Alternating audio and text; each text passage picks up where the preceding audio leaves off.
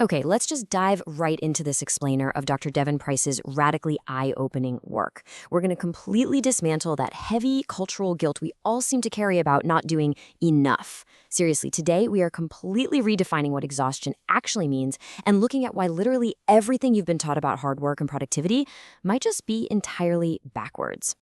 So tell me if this sounds familiar. Why does taking a break feel like an absolute moral failure, right?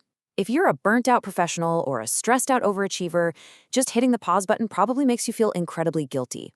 We live in this world where being constantly on and busy is worn like this badge of honor, and actually resting, well, that feels like you're committing a crime against your own potential. But why exactly do we feel this way? Well, the author of our source material, Dr. Devon Price, actually hit a massive breaking point trying to figure that out. Dr. Price recounts this wild story of working through a 103-degree flu for months. For months. And it was out of pure shame, just to finish a dissertation. They were, forever spreading themselves too thin, absolutely terrified that their lack of energy made them unforgivably lazy. They literally pushed until their body just gave out, because the fear of being seen as a slacker was somehow stronger than their own basic instinct to survive. And it was that severe breaking point that actually laid the foundation for Dr. Price's groundbreaking work. They sought out medical help, ran test after test, only to finally discover something kind of shocking. The cure to this mysterious, debilitating illness, it wasn't more hustle or, a better time management app. The cure was simply learning to rest. Just real, unapologetic rest. Or take Max, for example. Max routinely worked 80 to 90-hour weeks just writing proposals. She completely ignored her body's intense alarm bells because she was terrified, absolutely terrified of taking sick days. Her manager would guilt trip her, so she just kept pushing. And the result? It's intense. She literally had to crawl on her hands and knees to the bathroom in absolute agony, and surgeons eventually discovered her gallbladder had completely decayed, right? This wasn't dedication anymore. This was self-destruction, driven entirely by fear. Section 1, the Laziness Lie. So the Laziness Lie.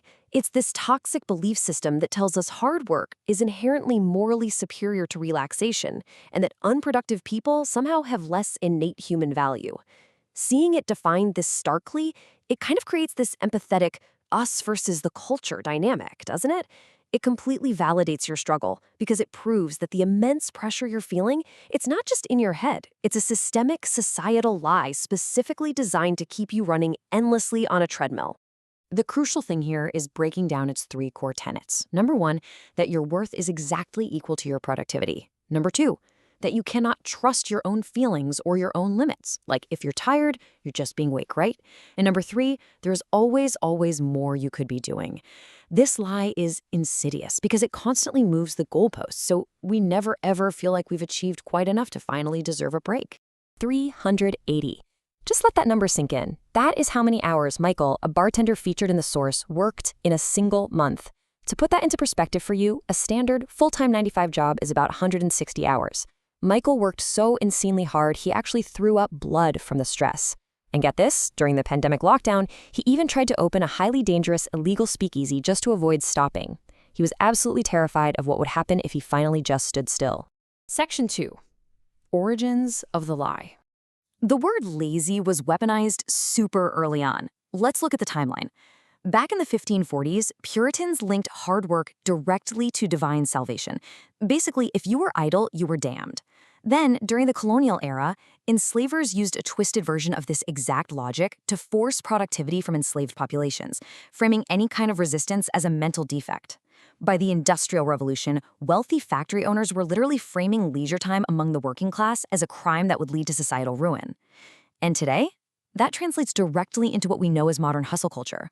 Today, modern media just wraps these toxic, centuries-old myths up in this shiny, vibrant package. We're being sold the exact same oppressive ideas, but now they're under these super modern guise of rise and grind, self-optimization, and, that relentless entrepreneurial spirit. I mean, just look at how today's pop culture constantly reinforces this stuff. We've got action heroes like John Wick who literally never retire and are constantly pushing through these brutal, life-ending injuries. Superheroes like Thor get mocked in massive blockbuster films for showing very real trauma and weight gain. We see influencers selling merch, bragging about being booked and busy, while that old bootstrap myth just gets recycled over and over. We're glorifying relentless struggle while totally mocking anyone who dares to show weakness or admit they need a break. Section 3, reframing so-called laziness. Let's start with procrastinators. The general perception, right, is that they just don't care. They're slackers. But the reality is actually the complete opposite. If we flip the narrative here, putting things off usually means you actually care way too much. Procrastinators are so often paralyzed by anxiety, confusion, and perfectionism. They're so terrified of not doing a task perfectly that their brain just avoids it entirely to manage that acute stress. Next, let's completely recontextualize depression. The outside perception is apathy, that people are just sleeping all day out of pure laziness. But the biological reality? Their brains are profoundly, deeply exhausted from fighting negative thoughts all day long. Sleeping is not a moral failure here, it's a vital biological necessity when a brain is working absolute overtime just to survive the day. And what about apathetic students or even employees? We tend to write them off as lost causes who just refuse to try. But in reality, showing apathy is often a completely rational defense mechanism. It happens when people feel utterly powerless, unsupported, or alienated by a super strict or controlling environment.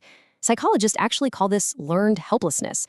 It's not that they don't care, it's that they've been taught that their effort doesn't actually change the outcome. So the deeply empathetic truth here is that laziness isn't a character flaw at all. When we feel unmotivated, directionless, or lazy, it's actually a desperate warning sign from your own biology. Your body and mind are literally screaming for some peace and quiet. It's not a failure you should push through. It's an internal alarm meant to save you before you completely break. Section 4. The power of quitting. Consider Julie's story from the source material.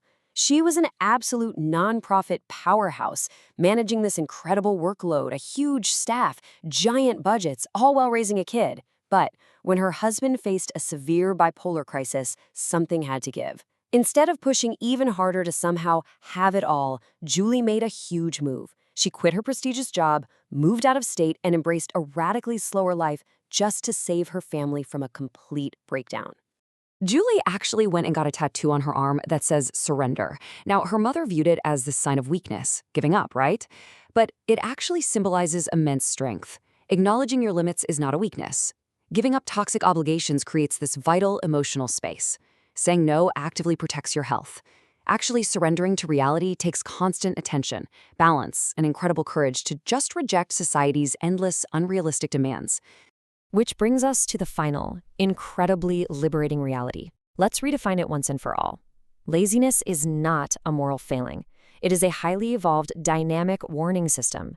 It is a biological instinct instructing us to step back and prioritize our health over our productivity. It is literally just your body working exactly as it should, trying its hardest to keep you alive and well. So I really want to leave you with this final, provocative thought for today. What would happen if you finally stopped fighting your own biology? Just imagine it. What would your life look like if you actually listened to your laziness, set some hard boundaries, and embraced the genuine rest you truly deserve? Take that thought with you today. Until next time, stay curious and please give yourself a break.